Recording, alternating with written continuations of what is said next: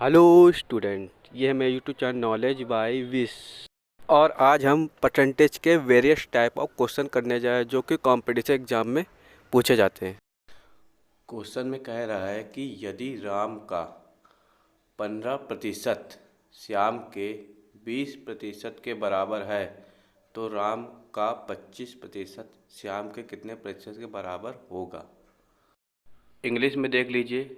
If 15% of Ram is equal to 20% of Shyam, then 25% of Ram is equal to what percent of Shyam. Question में ये था कि राम का जो 15% है वो श्याम के 20% के बराबर है। तो हमने लिखा राम का 15% या 15% ऑफ राम। तो ऑफ की जगह हम लोग क्या कर सकते हैं, ऑफ तो 15% of Ram is 20% of Shyam. तो इसको ये भी कह सकते हैं राम का 15% बराबर श्याम का 20%, ये भी कहा जा सकता है इसको अगर हिंदी में देखें तो हमने लिखा, फिर हम लिखेंगे कि 15% ऑफ राम, जो राम का 25% है वो श्याम के, तो हमको पता है श्याम के कितने प्रतिशत को, तो हमने मान लिया श्याम के x प्रतिशत के क्या है वो बराबर है, तो x% ऑफ श्याम। अब देख रहे हैं ये मतलब परसेंट, राम के जो परसेंट और श्याम का परसेंट देखो दोनों का मतलब सेम रेस वो होंगे यूनिट में। तो जो दोनों का प्रतिशत हमने क्या करा, प्रतिशत में थे तो हमने इनको डिवाइड कर दिया, राम राम का प्रतिशत और श्याम श्याम का प्रतिशत। तो क्या होगा, राम राम को तो 15/25 और श्याम श्याम का क्या होगा तो 20/x हो जाएगा। फिर हमने इसका क्या कर दिया, क्रॉस मल्टीप्लिकेशन कर दिया। जब क्रॉस करेंगे तो 15x आ जाएगा और 25x आ जाएगा। फिर x बराबर जो ये 15 था x साथ वो कहाँ जाएगा डिवाइड में, RHS में, तो डिवाइड में चला जाएगा तो 25x20/15। अब क्या करेंगे, हम इसे सॉल्व कर देंगे। जब सॉल्व करेंगे जो हमारा आंसर आ जाएगा वो 33 सही 1/3 या 33 होल 1/3। अब नेक्स्ट क्वेश्चन पर आते हैं। यदि राम का वेतन बढ़कर ₹7200 से बढ़कर 9000 रुपये हो जाता है तो वेतन कितने प्रतिशत बढ़ा। Ram salary has increase from 7200 to 9000, what percent is in his salary increase, मतलब कितने परसेंट की सैलरी इंक्रीज हुई है।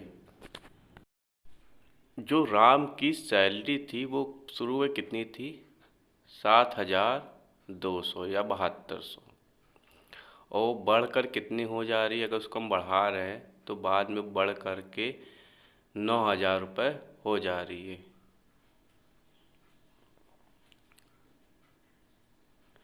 तो ये बढ़ करके 9000 रुपये हो गए। अब हम देख रहे हैं दोनों के बीच में डिफरेंस कितना है, मतलब कि दोनों के बीच में कितने रुपए बढ़ी है। तो हम क्या कर सकते हैं, 9000 में 7200 घटा दें। तो अगर 9000 में हम लोग ने 7200 रुपये जो घटाया तो कितना आ जाएगा, 1800 रुपये। जो 1800 रुपये आया है उसका हमें प्रतिशत निकालना है कि ये कितने प्रतिशत क्या हुआ है, बढ़ोतरी हुई है। तो जो बढ़ोतरी हुई है वो 7200 रुपये से हुई है। तो जो 7200 रुपये उसी का क्या करेंगे, 1800 से में भाग दे देंगे। और प्रतिशत निकालना है तो उससे क्या करेंगे हम लोग, 100 से मल्टीप्लाई करा देंगे। तो यहाँ 2 जीरो से 2 जीरो क्या हो गए, कट गए। अब बचा है अंश में 1800 और हर में 72। अब क्या करेंगे, इसका भी हम लोग डिवाइड करेंगे। हम क्या करते हैं, दोनों संख्याओं का 36 से भाग देते हैं। जब 180 को 36 से भाग देंगे तो 5 बार में जाएगा, और 72 भाग देंगे तो 2 बार में, तो ऊपर 50 आ जाएगा और नीचे अपॉन में 2 आ जाएगा। फिर 50 का 2 से भाग देंगे, कितना आ जाएगा 25। तो ये हमारा जो बढ़ोतरी हुई है वो हुई है 25%। राम की जो वेतन में बढ़ोतरी हुई है, बढ़ा है वेतन, वो 25%। नेक्स्ट क्वेश्चन पे आते हैं। A salary is 20% less than B salary, then B salary is more than salary. यहाँ जो क्वेश्चन है वो पूरा लेना है। तो हम लोग क्या करते हैं, इसको पूरा करते हैं तो ऑफ ए लिख देते हैं। ए का वेतन बी के वेतन से 20% कम है, तो बी का वेतन ए से कितने प्रतिशत अधिक है। क्वेश्चन में जो कह रहा है कि ए की सैलरी 20% कम है बी की सैलरी से, तब बी की सैलरी ए से कितने प्रतिशत अधिक है, मतलब कितने परसेंट अधिक है, मतलब कितना अधिक है। तो ये हमको बी की सैलरी कितने प्रतिशत अधिक है ए की सैलरी, ये हमको फाइंड करना है, निकालना है। यहाँ पर बी का कुछ वेतन दे रहा है, तो हमने जो बी का वेतन है उसे क्या मान लेते हैं, 100 मान लेते हैं। जो बी का वेतन उसे 100 रुपये मान लेते हैं। तो जब बी का वेतन 100 है तो ए का वेतन क्या होगा, तो जो ए का वेतन हो जाएगा वो 20% कम था, तो वो 80 रुपये हो जाएगा। अब हम लोग क्या देखते हैं कि दोनों में डिफरेंस कितने का है, ए और बी में। तो 100 में से 80 घटाएंगे तो क्या आएगा, 20 आएगा। तो डिफरेंस हमारे पास निकल आएगा 20, मतलब 20 रुपये का क्या होगा, अंतर होगा दोनों की सैलरी में। अब हमको कितना निकलना है कि बी का कितना अधिक है ए से, मतलब कि बी को बेस लेना है। तो जब बी को बेस लें तो बटे में क्या कर लेंगे, बी का वेतन कर लेंगे। तो बी का वेतन 100 था, और जब प्रतिशत निकालना है तो 100 से क्या करेंगे, गुणा कर देंगे। अब इधर पर क्या होगा, 100 से 100 क्या होगा, काट देते हम लोग, और कटने के बाद क्या आएगा 20%, और 20% हमारा क्या होगा, आंसर होगा। Due to reduction of 20% of price of sugar enable a person buy 3 kg more wheat for 770 the original price of the wheat। और हिंदी में ये था कि चीनी के मूल्य में 20% की कमी में एक व्यक्ति 770 के मूल्य पर 3.5 kg यानी 3.5 kg अधिक मिल जाती, तो उस चीनी का वास्तविक मूल्य बताना है। क्वेश्चन में ये था कि यदि चीनी के मूल्य में 20% की कमी हो जाती है तो एक व्यक्ति उतने ही रुपए में 3.5 किलो चीनी ज़्यादा खरीद लेता है, तो हमको चीनी का वास्तविक मूल्य मतलब प्रारंभिक मूल्य क्या करना है, ज्ञात करना है।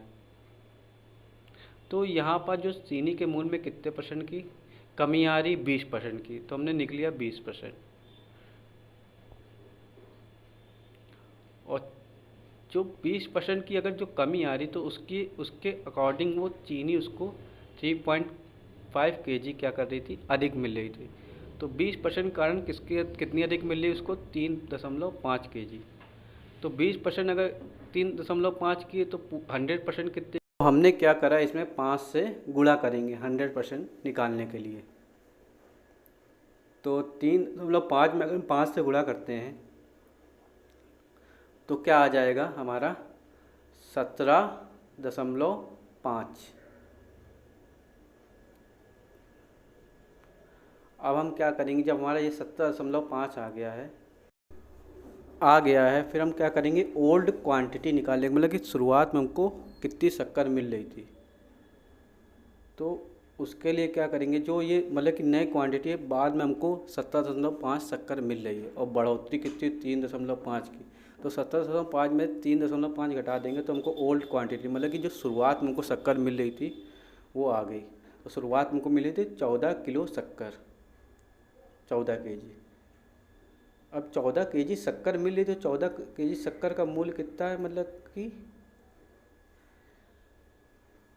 मूल्य है 770 रुपये। तो 1 kg शक्कर का मूल्य कितना हो जाएगा, 1 kg शक्कर का मूल हो जाएगा 770/14। तो अगर हम 770 को 14 से डिवाइड करेंगे तो हमारे पास कितना आ जाएगा?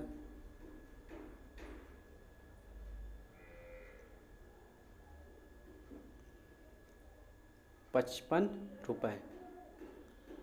तो जो उसकी ओरिजिनल प्राइस है वो उसका कितना होगा शक्कर का? 55 रुपये।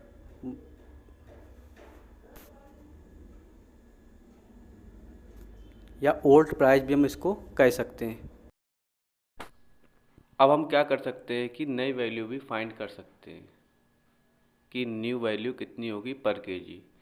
तो न्यू वैल्यू जो होगी, कितनी हमको टोटल मिल रही थी, शक्कर ले रहे थे हम लोग 770 रुपये में, और बाद में हमको बढ़ोतरी के बाद कितनी शक्कर मिली थी? 70.5 kg। 70.5 kg हमको क्या शक्कर मिली थी बढ़ोतरी के बाद 770 रुपये में। अब क्या करा, इसी से हमने इसको डिवाइड कर दिया। अब 5 जीरो बढ़ गया ऊपर और फिर कट कर दिया तो कितना आ गया? 44 रुपये कट करने के बाद। तो जो नई वैल्यू है वो पर केजी 44 रुपये। नेक्स्ट क्वेश्चन देखते हैं। The price of sugar is increase by 25% if a family want to keep its expenses of sugar unrated, then the value will be have reduced the consumption sugar।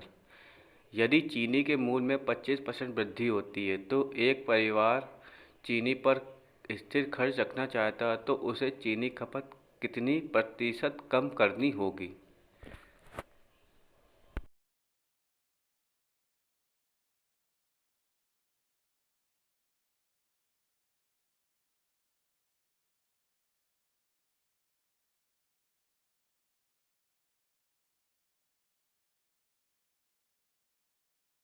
Question में ये कह रहा है कि यदि शक्कर के मूल्य में 25% की वृद्धि हो जाती है और परिवार क्या चाहता है कि खर्च अपना स्थिर रखना चाहता है, मतलब फिक्स रखना चाहता है, तो वो शक्कर की कितना कम यूज़ करे मात्रा में कि उसका खर्चे पर कोई फ़र्क ना पड़े, मतलब उसका खर्च जो है शक्कर जितना होता था उतना ही हो।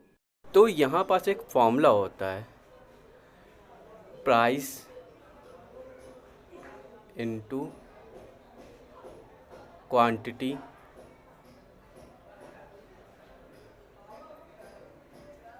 Equal to expenditure. मतलब प्राइस मतलब मूल्य, जो शक्कर का मूल्य, क्वांटिटी मतलब जितनी मात्रा में शक्कर खर्च हो रही है, और एक्सपेंडिचर मतलब खर्चा। मतलब कि जो पैसा शक्कर के ऊपर खर्च हो रहा है वो खर्चा।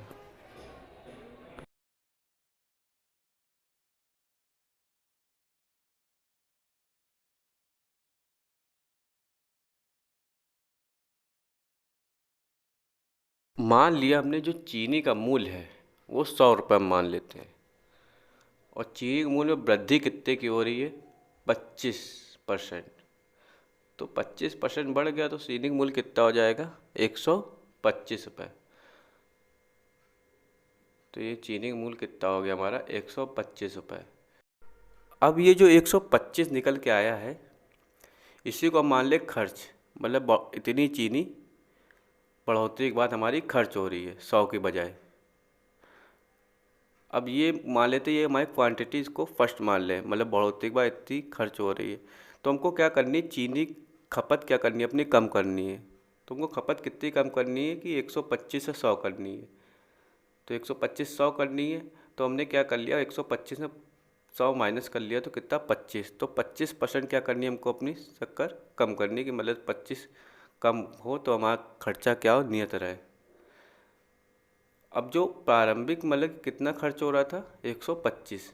तो 125 का, तो 125 से क्या करेंगे, इसका डिवाइड कर देंगे 25 का, और 100 से क्या कर देंगे, गुणा कर देंगे। तो ऐसा करने पर हमारा क्या आ जाएगा कि जो 125 से का 25 से डिवाइड हो जाएगा और 5 आ जाएगा, और 5 का 100 से होगा कितना आएगा? 20। मतलब अगर 20% का खपत कम कर ले शक्कर में तो हमारा खर्चा क्या रहेगा? नियत रहेगा।